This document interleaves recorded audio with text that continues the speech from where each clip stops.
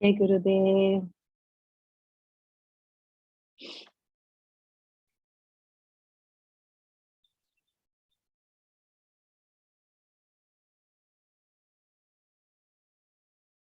ओ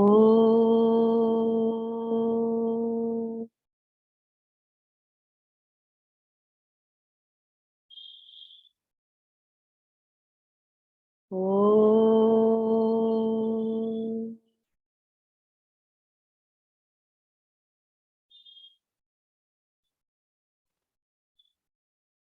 ओ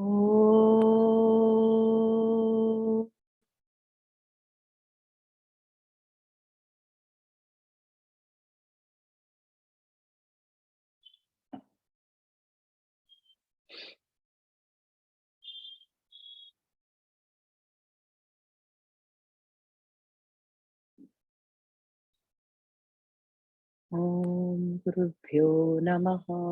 हरि ओम।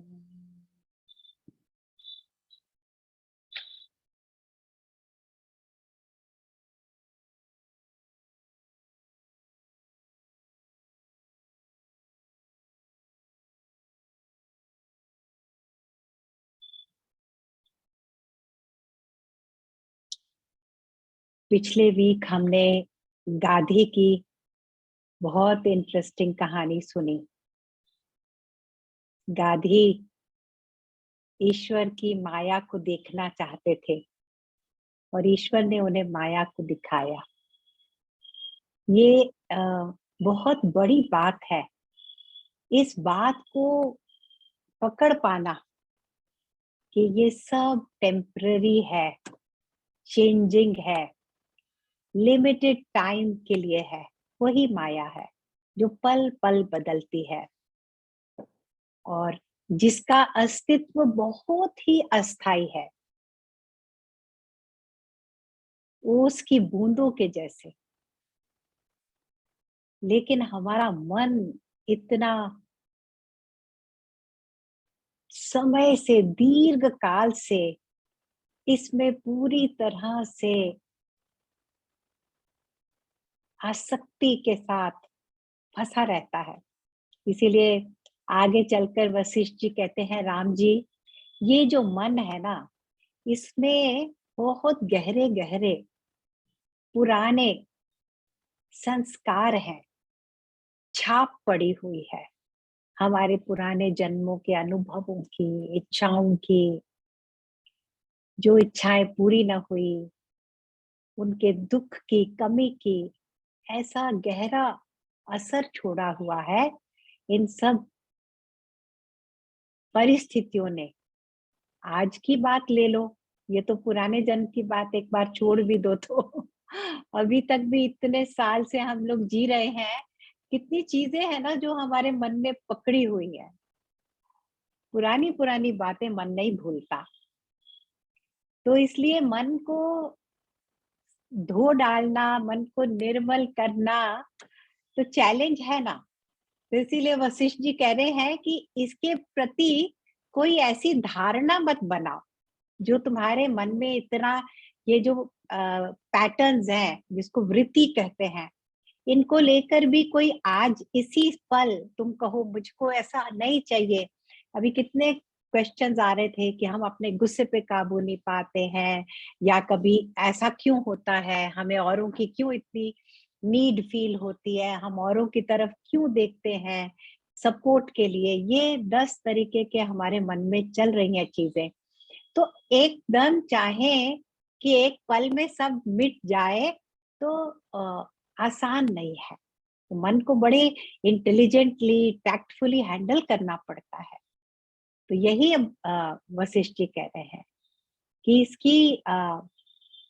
इसके प्रति तुमको अ, बड़े प्रेम से, धीरज से, धीरे धीरे धीरे धीरे युक्ति से अपने मन को खाली करना होगा। और इसमें सबसे ज्यादा इम्पोर्टेंट रोल है कि हम अपने साथ समय बिताएं, प्रायोरिटी दें इसको, क्वालिटी टाइम दें इस बात को कि हमारा मन कैसा है। देखो, छोटी छोटी बातें भी जो ज्ञान की बताई हुई है ना, छोटी तो कोई भी बात नहीं है, ज्ञान तो बहुत बड़ा है, लेकिन देखने में, सुनने में जैसे छोटी बात लगती है, सिंपल बात लगती है। छोटी मीन्स एकदम सिंपल, जो सबको समझ आती है। गांधी की कहानी के बाद हमने देखा ना, गांधी ने क्या कहा कि बस अगर मैं अपने मन को वर्तमान में भी रख पाऊं, टाइम टू टाइम जो हो रहा है उसको मैं स्पॉन्टेनियसली बस देखूं, करूं और फिर आगे बढ़ूं, उसको आगे अपने साथ और मन में ना लेके चलो। मन को हर समय मैं साफ सुथरा रखूं, कोई उस पे छींटे भी ना आने दूं। जैसे हमारे कपड़े हम साफ सुथरे रखते हैं, कपड़े गंदे हो जाए बदल देते हैं, कुछ दाग पड़ जाए, कुछ हो जाए ना, अपने मैले कपड़े में रहना अच्छा नहीं लगता हमें, हमें साफ कपड़े चाहिए। तो वो तो बाहर है, लेकिन अंदर क्या क्या है, साफ नहीं है, उसके प्रति हमें सजग कर रहे हैं वशिष्ठ जी, कि उसको साफ करना बहुत जरूरी है। और उसके लिए आपको अंतर्मुखी होना पड़ेगा। आपका मन सारा समय बाहर ही जा रहा है, तुम पूरा दिन अगर इसी में बिता दोगे, ये क्या है, वो क्या है, ये जाना है, वहां जाना है, ये देखना है, ये करना है, एंडलेसली चलता है ना। ये तो है नहीं कि हमने एक दिन ऐसा किया बाकी दिन हम ऐसे नहीं करते हैं, हमारी रोज की ये कहानी है। इस कहानी को हमें थोड़ा चेंज करना है। हमें सब चीज को थोड़ा थोड़ा समय जरूर देना है, जितना वो आवश्यक हो दे दो उतना समय, पर ज्यादा नहीं देने की जरूरत। ज्यादा समय कहाँ देना है? अंदर देना है। अंतर्मुखी सदा सुखी। तो उन्होंने कहा मैं तुमको एक संत की कहानी सुनाता हूँ, उनका नाम था उदालक, उदालका, उदालक कुछ भी नाम। तो वो जंगल में रहते थे, अकेले थे, कोई आसपास नहीं था। और उनके मन में बचपन से एक इच्छा थी कि मुझे अब दोबारा जन्म नहीं लेना, ये मेरा लास्ट बर्थ होना चाहिए। पहले से ही वो ये ऐसे संस्कार लेके आए थे कि इस संसार में कुछ नहीं रखा, इस संसार में मुझे कोई चार्म नहीं। उनको अपने लाइफ से ऐसा अटैचमेंट नहीं था कि मैं इतने साल जीऊं, मैं उतने साल जीऊं, लेकिन वो चाहते थे कि वो मैं उस पद को पालूं, मरने से पहले मैं उस पद को पालूं जिसको पाकर और कुछ पाने की आवश्यकता ही नहीं रहेगी।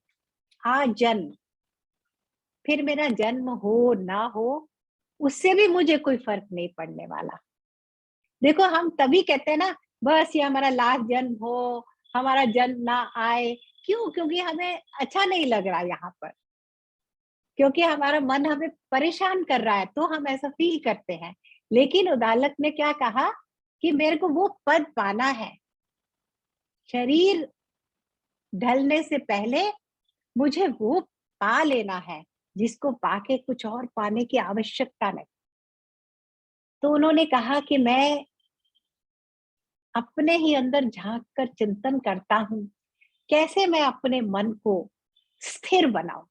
मुझे कैसा मन चाहिए? उन्होंने कहा मुझे ऐसा मन चाहिए जिसमें कोई विचार ना हो ज्यादा, जो हर पल नया दृष्टि से सब चीजों को देखे, करे, और जो स्थिर रहे। दृढ़ चट्टान की तरह मेरा मन कब होगा? उदालक ने कहा। चट्टान से क्या मतलब? चट्टान पे कितने तूफान की लहरें आती हैं, कभी कुछ आता है, आंधी तूफान, चट्टान वहां का वहां खड़ा रहता है, केवल साक्षी भाव बनाए रखता है, दूर रहता है हर चीजों से, उनको देखते हुए भी उनसे अटैच नहीं होता, उनसे अफेक्ट नहीं होता। ये चट्टान का एक गुण है। देखने में लगेगा चट्टान बहुत जड़ है, लेकिन उसके गुण पे जाइए, उसमें ये गुण है कि वो डुलता नहीं है, डोलता नहीं। तो उन्होंने कहा मेरे को अपना मन चट्टान के जैसा करना है। भगवान का एक नाम है ना, विट्ठल, विट्ठला, हरि विट्ठला हम गाते हैं ना, तो विट्ठल का अर्थ ही है, गुरुदेव ने बताया था, विट्ठल मतलब जो कभी किसी चीज से हिलता नहीं, एक जगह पे ऐसे डटा हुआ स्थिर रहता है, चट्टान की तरह जो स्थिर है वो विट्ठल है। वो ज्ञान, वही रोशनी, वो तेज ही प्रभु है। तो उदालक ने कहा मेरा मन कैसे हो जाएगा वैसा। तो फिर उन्होंने अपने मन को कहा कि पहले तो तुमको ये समझना है मेरे मन, कि तुम्हारा इस दुनिया से कोई नाता नहीं है। तुमने दुनिया से अपने नाते बना लिए हैं। अपने को समझ लिया है कि मैं तब तक हूं जब तक दुनिया में ये है, दुनिया में वो है। लेकिन दुनिया में कुछ भी नहीं है जो तुम्हारा है। ये दुनिया तुम्हारी कभी नहीं थी। तो दुनिया से तुमको अपने को डिस्कनेक्ट कर लो, क्योंकि तुम जानते ही हो, मन को उन्होंने कहा तुम्हें पता ही है ना कि यहाँ पे कुछ भी पालो पूरा ही नहीं पड़ेगा। तुमको तृप्ति शांति केवल तब मिलती है जब तुम्हें यहाँ कुछ नहीं चाहिए होता। जिस पल व्यक्ति को कुछ नहीं चाहिए, उसके जैसा व्यक्ति कोई नहीं, उसके जैसी उपाधि कोई नहीं, उसके जैसा धनी कोई नहीं, जिसको तीनों लोगों के कोई लालच ही ना हो उसके मन में। उसका मन कहीं जाता ही नहीं, क्योंकि वो अपने को उसके साथ उसने नाता ही नहीं जोड़ा। हम तो नाते जोड़ लेते हैं ना। कोई हमको मिलता है, अच्छी बात है, फ्रेंडली होना is a good quality, I am not saying friendly नहीं होना, लेकिन ऐसे नाते नहीं जोड़ने कि वो हमें लाइक क्यों नहीं करते, वो हमें क्यों नहीं बुलाते अपनी पार्टी में, उनको क्यों बुलाते हैं। ये वाले नाते बेकार के नाते हैं। ऐसा नाता किसी से नहीं रखना। अपने बच्चों से भी ऐसा नाता ना रखो। हमने इनका इतना किया, ये अब हमारे लिए क्या कर रहे हैं, अब तो ये बहुत बिजी है। इस तरह के नाते नहीं बनाते ज्ञानी पुरुष। ज्ञानी पुरुष आते हैं, अपना कर्म करते हैं, अपना धर्म निभाते हैं और किसी से कोई नाता नहीं जोड़ते। तो सबसे पहली बात उदालक ने जो अपने से कही है, वो ये कही है कि मुझे चट्टान जैसा मन चाहिए। मुझे मरने से पहले वो पाना है जिसको पाकर कुछ और चीज की आवश्यकता न रहे। उस पद को पाना है। और मुझे इस संसार से मेरा कोई नाता नहीं है, क्योंकि मैं जब नाता बनाऊंगा तब मुझे इस संसार से कभी कुछ चाहिए होगा, कभी कुछ नहीं चाहिए होगा। फिर मेरा मन राग और द्वेष में फंस जाएगा। और ये जो राग है, ये जो इंद्रिय सुख है, इंद्रिय सुखों के ही राग होते हैं। ये चाहिए, वो चाहिए, ये खाना है, ये देखना है। तो ये तो बंधन में डालने वाले हैं। ये तो हमारे को जन्म और मृत्यु के चक्कर में निकलने नहीं देते। तो उदालक ने कहा कि मैं देखता हूँ सब जानवर अपने इंद्रियों के सुखों के कारण मृत्यु को पाते हैं। इंद्रियों के सुखों की लालसा उनकी मृत्यु का कारण बन जाती है। किसी को देखने का सुख के लालच, किसी को छूने का, किसी को खाने का, उसमें वो मर जाता है, चाहे वो हाथी है, चाहे पतंगा है, चाहे वो हिरन है। लेकिन वो तो एक ही इंद्रियों का साथ बंधा होता है। मनुष्य तो पांचों इंद्रियों से बंधा है। उसको तो कोई भी कहीं से भी उसको तो बंधन आ सकता है। हमें लगता है हम अपना इंद्रियों को एंजॉय कर सकते हैं, लेकिन हम बंधन में नहीं आएंगे। तो यहाँ पर वो हमारे को एक वार्निंग दे रहे हैं कि ये इंद्रियों के जो सुख हैं, इनके साथ कैसे रहना है। पांच पांच इंद्रियां हमारे दुश्मन बन जाती हैं अगर अगर हमने अपने मन को धारणाओं से मुक्त नहीं किया।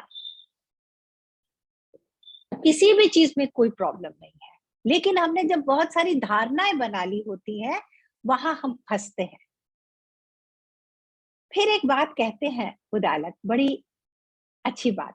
उन्होंने कहा लेकिन मेरे को ये नहीं समझ आ रहा, मन में तुमसे बातें क्यों कर रहा हूं, तुम तो हो ही नहीं, तुम्हारा तो कोई अस्तित्व ही नहीं। अभी कितनी सारी कहानियों में हम यही देखते आ रहे हैं ना, कि मन कितना मिस्टिकल है, कितनी गहरी ये रहस्यमय चीज है। ना इसकी कोई अ, अ, इसको कोई छू सका है, ना कभी इसको कोई देख पाया है, लेकिन इसी से बंधन है, इसी से दुख है। यही भाग रहा है संसार में चीजों के पीछे। तो मन को उन्होंने कहा तुम तो हो ही नहीं, तुम थे कैसे? तुम तभी थे जब अज्ञान था। जब तक अज्ञान है, जब तक हम माया में फंसे हैं, तब तक तो मन बड़ा ही बड़ा होता जाता है। लेकिन जिस दिन हम निश्चय कर लेते हैं, और उदालक कैसे बैठे हुए हैं? निश्चय करके बैठे हैं, संकल्प करके बैठे हैं कि अब मैं चिंतन करके अपने को अपने मन से मुक्त करूंगा। हम अपने साधना करते हैं, लेकिन हमारे संकल्प क्या है साधना के समय? हम जब ध्यान करते हैं, हम जब ज्ञान सुनते हैं, शास्त्र सुनते हैं, गुरु के पास जाते हैं, सत्संग में बैठते हैं, तब हमारा संकल्प क्या है? हमें यही होता है, बस मन में टेंशन ना हो, हम दुखी ना हो, हम थोड़ी और खुश हो जाएं, और ये हो जाए, और हेल्थ ठीक हो जाए। फैमिली मेंबर्स के लिए बहुत सारी चिंताएं लेकर ऐसी जगह में जाते हैं। लेकिन उदालक ने क्या संकल्प लिया है कि मुझे अपने मन को फिनिश, मेरे को मोक्ष पाना है, इस मन से परे चले जाना है, मन मेरे साथ रहे ही ना, मन का अस्तित्व अब मुझे कभी परेशान ना कर सके। तो उन्होंने कहा तुम तो अज्ञान से पैदा होते हो, और मैंने तो अब अज्ञान का रास्ता ही छोड़ दिया ना, मैंने तो वहां जाना ही नहीं, मैंने तो वो रास्ता ही नहीं पकड़ना। तो इसलिए जब मैंने अज्ञान के रास्ते पर चलना ही नहीं, तो आज नहीं तो कल तुम तो अब मरने वाले हो। तो जो मरने वाला है, उसको ज्ञान देकर क्या होने वाला है? तुम्हें मैं बोल कुछ भी बात समझाता ही क्यों हूं? तुम तो हो ही नहीं, तुम तो मेरे अ, शिक्षा के भी अधिकारी नहीं हो, क्योंकि तुम्हारा कोई अस्तित्व है ही नहीं। तो ऐसे करके उन्होंने कहा कि मैं ये मन की जड़ को काटूंगा, क्योंकि मुझे तो मन नहीं चाहिए। और ये मन मेरा कैसे गहरा हो गया, कैसे इतना, हमने कहा ना, मन न होते हुए भी हमारा सबसे बड़ा दुश्मन है। लेकिन इसको दुश्मन बनाया हमने कैसे? क्योंकि हमारे अंदर ये भाव बहुत स्ट्रांग होता है, what about me, poor me, why मी।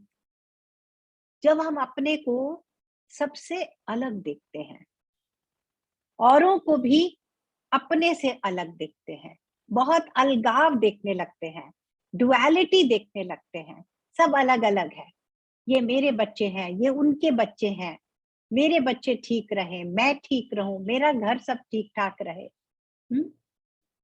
मेरे घर के सर्वेंट्स भी ठीक ठाक रहे, मेरे सर्वेंट भी अच्छे हों, उनके घर में जो होता है हो।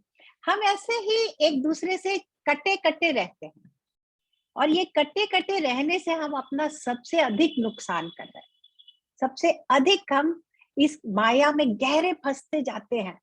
तो उन्होंने कहा मैंने अब झांक के देखा तो मेरे मन को सारा बढ़ावा इस अहम भाव से मिल रहा था, और मैंने अब ध्यान से देखना है। मैंने बड़े ध्यान से देखा, अपने पूरे शरीर में मैंने झांका, एक एक जगह देखा, एक एक कोने को मैंने देखा। लेकिन ये अहंकार का जो भाव है मेरे अंदर, मैं, अहंकार का भाव कि मैं एक अलग व्यक्ति हूं, मेरा एक अलग पहचान है, उस पहचान से हम सब इतने अटैच्ड हैं। तो उन्होंने कहा वो कोई है ही नहीं, कहीं भी तो नहीं था, सब एक ही है, उसी पंचभूत से सब बने हैं, सबके अंदर वो प्रकाश एक ही था। जैसे एक मोमबत्ती ले लो और 100 दिए जला दो,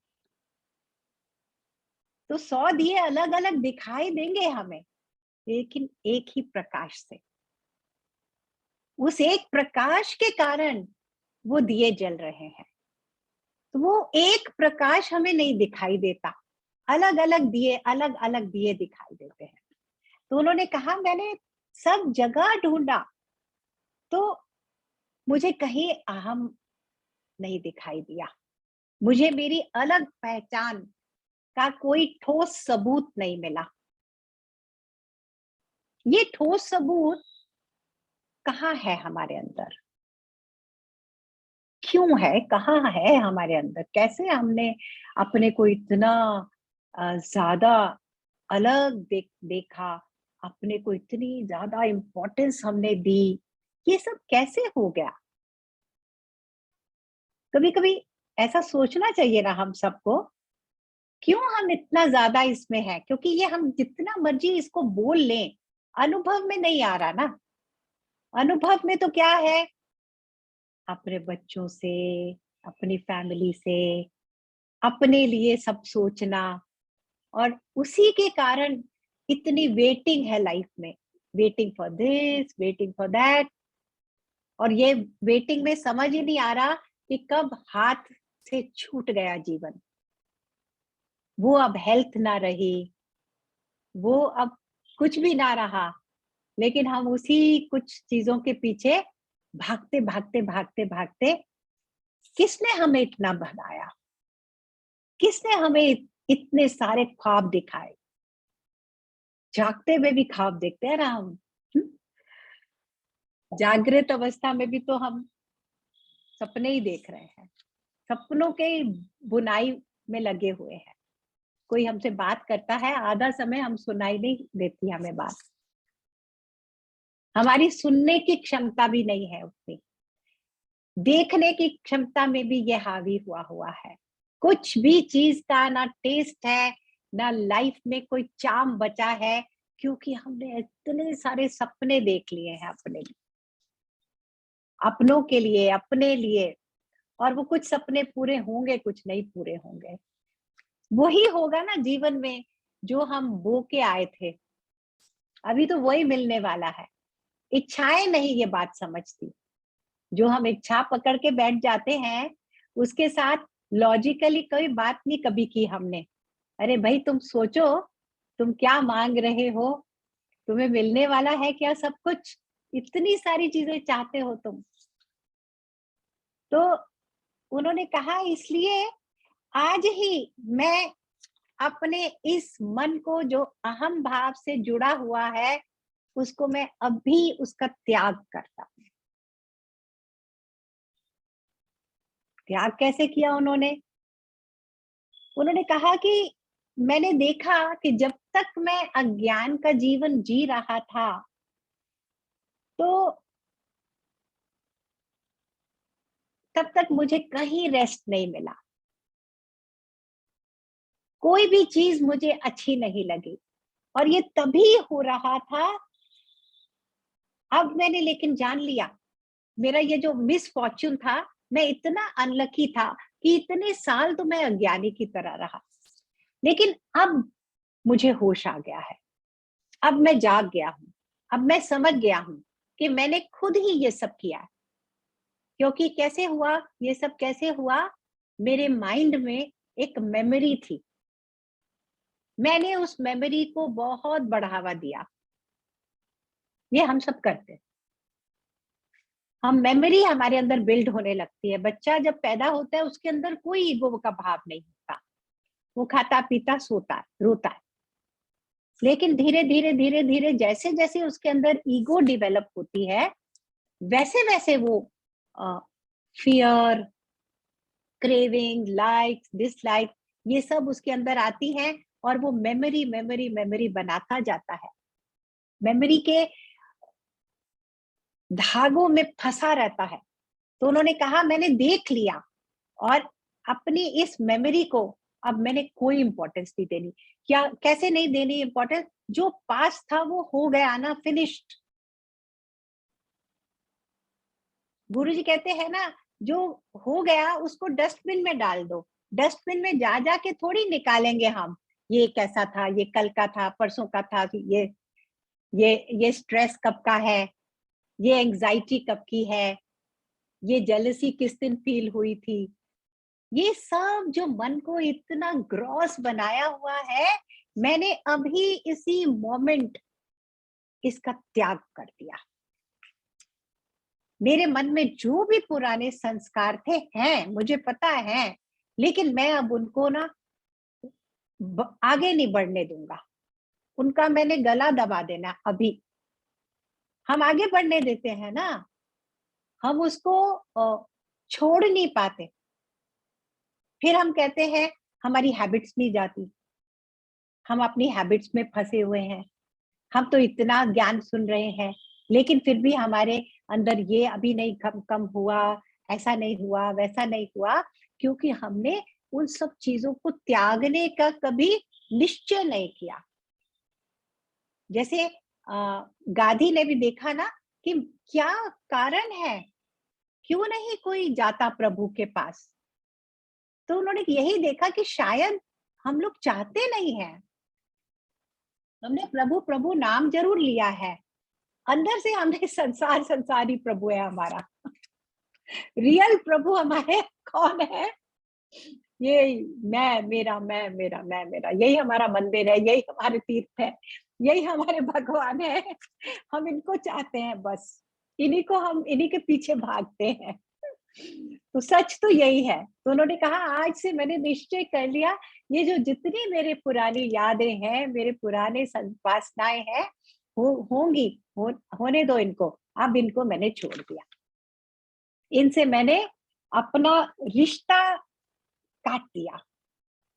और जब जब मैंने जिस पल अपने अहम भाव को देखना छोड़ दिया, उसको मैंने रिकॉग्नाइज करना छोड़ दिया, उसको मैंने नेग्लेक्ट कर दिया, तो फिर मैंने क्या किया? मैंने देखा कि मेरी जो इंटेलिजेंस है, जो मेरे अंदर सजगता है, वो तो पूरी तरह से मुझे शांत और तृप्त और हर एक के लिए मेरे मन में एक भाव पैदा कर रही है। वो इतनी वास्ट है, उसमें कोई लिमिट ही नहीं है।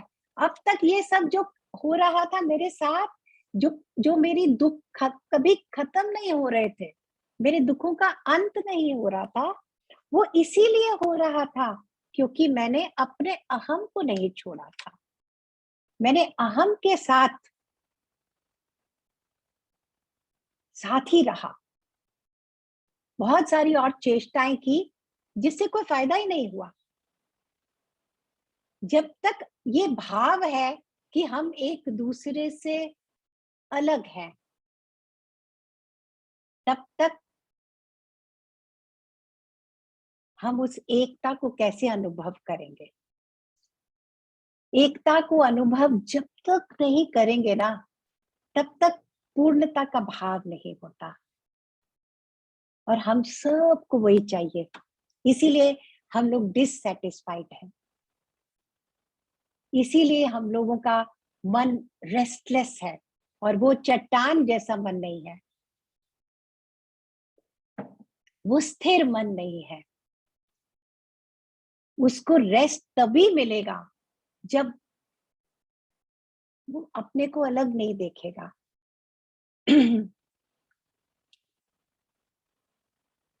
तो उन्होंने कहा मन शुरू से ही केवल वो चैतन्य था। मैंने ऐसे देखा कि ये अलग है।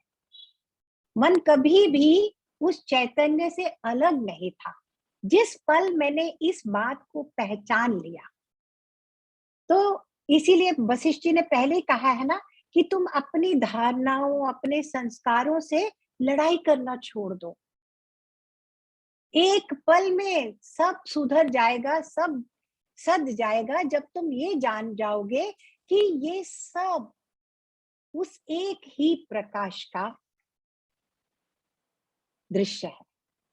जब हम देख लेते हैं ये सारे के सारे दिए एक ही लौ से जल रहे हैं, एक ही मिट्टी से बने हुए हैं सब दिए, सबके अंदर वही तेल है, वही बाती है, क्या अलग है? और उनके अंदर प्रकाश तो एक ही, प्रकाश एक ही का है। और दिया तभी दिया है जब उसमें प्रकाश, अगर उसके अंदर प्रकाश नहीं है तो फिर वो दिया ही नहीं। तो उन्होंने भी यही कहा, उदालका ने, मेरा शरीर तो जड़ है, जब मेरा मन ही नहीं रहा तो फिर शरीर हो ना हो मुझे कोई फर्क ही नहीं। जब मेरा अहम भाव नहीं, जब मेरा मन नहीं, तो अब मैं इस शरीर से पूरी तरह से अलग हो गया। मन ही है जो शरीर को पैदा करता है। जब तक मन है हमें बार बार जन्म मिलते हैं, लेकिन उदालका ने कहा इसीलिए, और जब शरीर मर जाता है उसका विपरीत भी सही है। जब शरीर चला जाता है तो मन को कोई हानि नहीं होती, मन वही रहता है, उसी जगह पे रहता है जहां हम शरीर छोड़ते हैं। इसीलिए गुरुदेव कहते हैं ना, आत्मा वहीं बसी रहती है आसपास, कहीं नहीं जाती। वो देखती है, सुनती है, सब होता है, क्योंकि मन नहीं मरता है। इसीलिए उदालक ने कहा ये शरीर छूटने से पहले बहुत जरूरी है कि मैं इस मन को मार दूं, क्योंकि एक बार शरीर छूट गया तो ये मन बहुत, इसको कान पकड़ेगा। फिर इसको हम अभी पकड़ सकते हैं। ये जो शरीर है ना, ये बहुत बड़ी गिफ्ट है। ये जो भगवान ने बॉडी दी है, सांसें दी है, इस गिफ्ट को वैल्यू करना है। इसके रहते रहते हम मन को ट्रीट कर सकते हैं, मन को एक ही बार हैंडल कर सकते हैं। नहीं तो ये मन फिर कोई और शरीर पैदा कर देगा। अब तो पता नहीं, मुझे लगता है इतनी अच्छी अपॉर्चुनिटी दोबारा मिल सकती है क्या?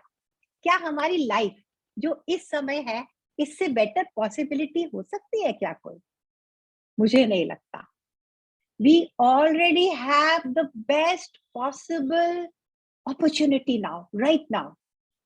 We just have to be एकदम alert to this. उदालका अलर्ट हो गए हैं। उन्होंने कहा जब तक ये शरीर है मैंने पूरा काम कर डालना है, इस मन की जड़ों से इसको काट देना है। इसके अंदर जो मेमोरी थी इसको रिवाइव नहीं होने देना। इसको जो इसने रिश्ते नाते बनाए थे ना इतने सारे इस संसार में, वो उसकी जो जड़ थी अहम भाव, उसको ही मैंने मिटा दिया। कैसे मिटा दिया? ज्ञान से मिटा दिया। किस ज्ञान से मिटा दिया? एक ही तत्व से सब बना है, एक ही तत्व से सब है। इस ज्ञान की प्रकाश में वो अहम भाव टिका नहीं। अहम भाव तो अज्ञान है, अंधेरा है, रोशनी के आगे नहीं टिक सकता। ज्ञान की रोशनी के आगे उसका अस्तित्व हो ही नहीं सकता है। तो उन्होंने कहा जब तक मेरा शरीर है उससे पहले मन का मर जाना बहुत जरूरी है, बहुत जरूरी है। और जब मन मर जाता है तब केवल आत्म तत्व है, प्रकाश है, और उससे उसको किसी चीज से कुछ लेना देना नहीं, कोई उसको फर्क नहीं पड़ता। उसके शरीर के साथ जो हो रहा है, आत्मा को कोई उससे अंतर ही नहीं पड़ता। आत्मा और शरीर अलग अलग है, मन और शरीर भी अलग अलग है। उदालक जी कह रहे हैं मन और शरीर एक दूसरे के ना दुश्मन है। सारे दुख शरीर को जो हम दे रहे हैं, सारे कष्ट जो हम शरीर को देते हैं, मन से देते हैं, मन के कारण उसको कष्ट है। इसलिए शरीर भी कोशिश करता रहता है कि मन को मार दूं। कैसे कोशिश होती है? जब हम रात को सोते हैं ना, तो ये छोटी सी हमारी कोशिश होती है। जब परेशान होते हैं, बहुत चिंताएं आती हैं, क्या करते हैं? अरे भाई सो जाओ चादर ओढ़कर, कभी तो मन से थोड़ी छुट्टी मिलेगी शायद। तो हम मन को मारने की ट्राई कर रहे होते हैं। मन लेकिन मरता नहीं जब तक मन के ऊपर चिंतन का प्रकाश ना डाला जाए। मन के अंधेरों को, कोने कोने में जो अंधेरे छिपा दिए हैं हमने, उनको पकड़ के रखा हुआ है, उनको इस संकल्प के साथ, इस प्रयास के साथ उदालका मिटाना चाहते हैं। तो फिर उन्होंने कहा जितनी भी चीजें हैं, क्यों मैं इनसे नाता तोड़ रहा हूं, क्योंकि ये सब ऐसे ही है जैसे सपने आते हैं, इससे ज्यादा इनकी कोई वैल्यू नहीं। जैसे सपने टेम्पररी है, ऐसे ही ये सब बिल्कुल मेरा सब टेम्पररी है।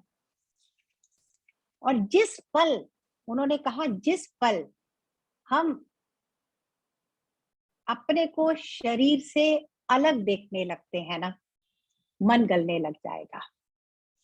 ये जो मन और शरीर का हमने एक दूसरे से नाता बना लिया है, ये हमें बंधन में डालता है, मन के ऊपर हम काम नहीं कर पाते। जैसे ही हम अपने को अलग देखते हैं, मैं शरीर नहीं, मतलब क्या है, अहम भाव। जब हम ये कह रहे हैं मैं ये शरीर हूं, यही तो वो ग्रॉस अहम भाव है। पहले भी कुछ एक स्टोरी में हमने देखा था ना कि 3 तरह के अहम भाव होते हैं। एक ये कि मैं केवल ये शरीर हूं, वो बंधन डालेगा, बंधन में डालेगा। दूसरा ये कि मैं बहुत सूक्ष्म हूं, शायद मैं थोड़ा सा अलग हूं, पर वो बहुत सूक्ष्म है वो अलग होना मेरा, तो वो भी बंधन में नहीं डालेगा। और तीसरा भाव क्या है, मैं सब जगह मैं ही मैं, या तू ही तू है या मैं ही मैं और तू एक ही है। ये 3 प्रकार के अहम भाव है। तो 2 तो हमें मोक्ष दिलाएंगे, और पहला वाला जो है इससे कटना है, इस पे हमें काम करना है। फिर उसके बाद क्या हुआ, जब ऐसा चिंतन किया, हम ऐसा चिंतन करेंगे तो क्या होगा, हमें ये बताया जा रहा है कि अगर कभी हमने ऐसा चाहा कि हमें भी ऐसा मन चाहिए, विठल जैसा, हमें भी ऐसी पूर्णता जीवन में चाहिए, और जब तक ये प्रेशियस लाइफ मिली है, हमें अपने लिए समथिंग टैंजिबल करना है। अगर हमने ऐसा कभी निश्चय किया और उदालका जैसा ऐसे चिंतन किया, तो गहरा विश्राम मिलेगा, हम एक गहरे विश्राम में चले जाएंगे। और ऐसा ही उदालका ने किया।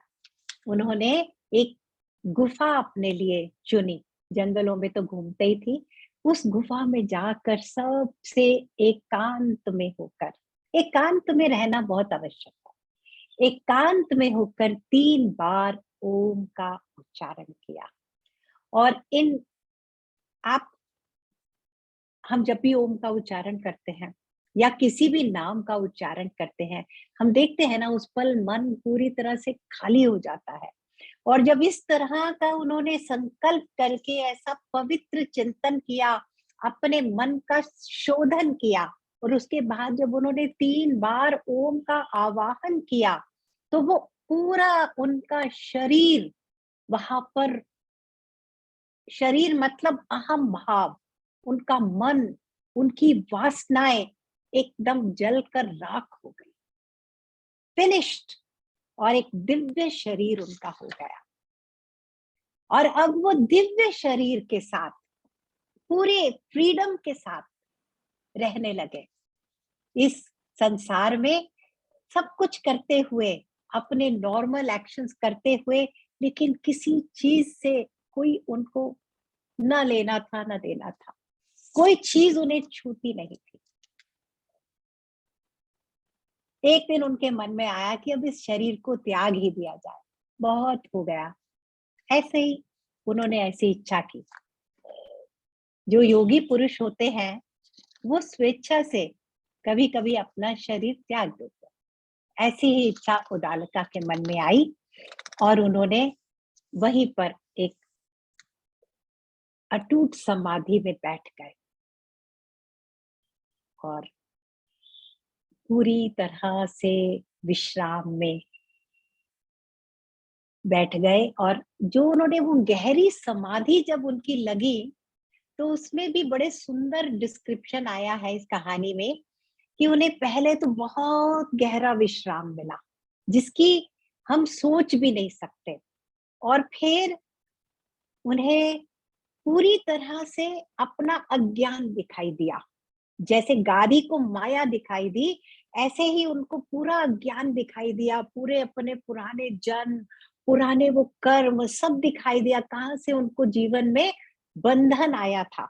और कहते हैं जीव आत्मा को ऐसी अपॉर्चुनिटीज मिलती हैं।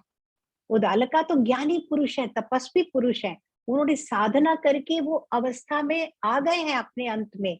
लेकिन हम भी जब अपने माँ के गर्भ में होते हैं, हमें भी ये मौका मिलता है। हम पूरे अपने लाइफ टाइम्स को देखते हैं, जितने हमने गलत कर्म किए, पाप किए हैं, जिनके कारण आज इतना बंधन है गहरा, हमें सब दिखाई देता है।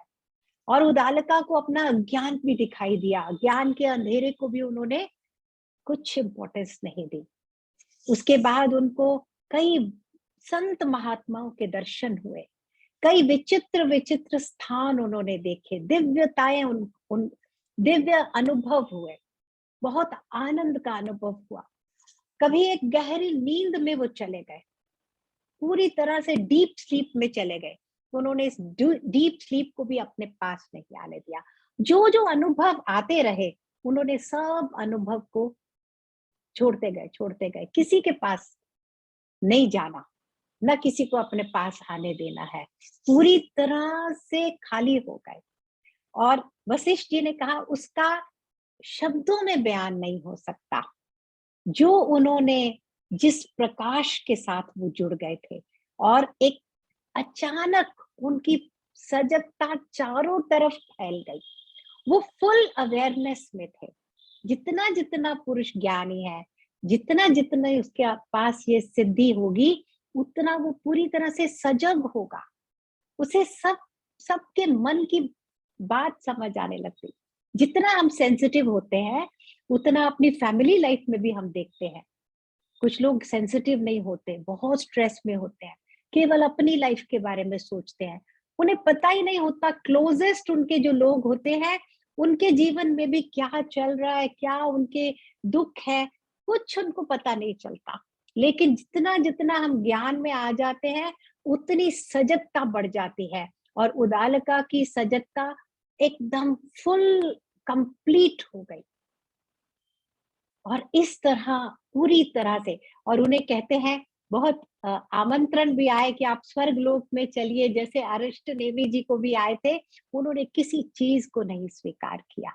उनके लिए तीनों लोक एक तिनके के समान थे। और उन्हें क्या चाहिए था, बस मुझे केवल अपनी फ्रीडम चाहिए, मैं अब फ्री हूँ सब चीजों से, अब वापस मुझे किसी और चीज में नहीं अटकना। और ऐसे रहते रहते जब उन्होंने ये निश्चय किया अब अपने शरीर को भी छोड़ दूंगा, तो अपने शरीर का वहीं पर जहां बैठे थे, उनका पूरा भौतिक शरीर, लिंग शरीर सब वो गल गया, खाक हो गया, अग्नि हो गया। हम्म, विभूति बनकर बैठे हुए थे अब वो। और कहते हैं वहां पर कुछ देवियों के साथ पार्वती माँ आई, उधर से निकल रही थी, तो उन्होंने उदालक जी की वो विभूति शरीर देखा, उन संत महात्मा का। तो पार्वती जी ने उनको अपने हाथों से उस विभूति को उठाकर अपने मस्तक पे रखा और उनको अपने साथ लेकर सारी देवियों के साथ वापस अपने धाम चली गई। तो ये गति उदालका ने अपने स्वयं अपने प्रयास से, अपने दृढ़ संकल्प से, त्याग से ऐसे भी पॉसिबल है। ऐसे तो बहुत लोग आते जाते रहते हैं, लेकिन ऐसा जन्म और ऐसा अंत देखने को मिलता नहीं। लेकिन हमारे ग्रंथ जो हैं वो इतने सुंदर हैं कि वो हमें ये पॉसिबिलिटीज के पास ले जाते हैं। ऐसा दर्शन मिलता है हमें कि वाह क्या बात है कि स्वयं पार्वती माँ आई है और उनकी विभूति रूप सूक्ष्म शरीर को अपने सर पे बिठाकर अपने मस्तक पर जगह मिली, ऐसी जगह पाई उन्होंने, उदालका ने। जब उन्हें किसी भी चीज की कोई इच्छा नहीं बची थी। तो ये बहुत ही सुंदर कहानी है। राम जी कहते हैं, अरे टाइम हो गया। एक ये क्वेश्चन है राम जी का, वो कल देखेंगे और आगे बढ़ेंगे। 4:55 हो गया। तो बाकी अगर क्वेश्चन भी होंगे इस स्टोरी को लेके, we will do tomorrow. Let's have a bhajan now. ज्यादा बात करने का मन नहीं कर रहा इस समय।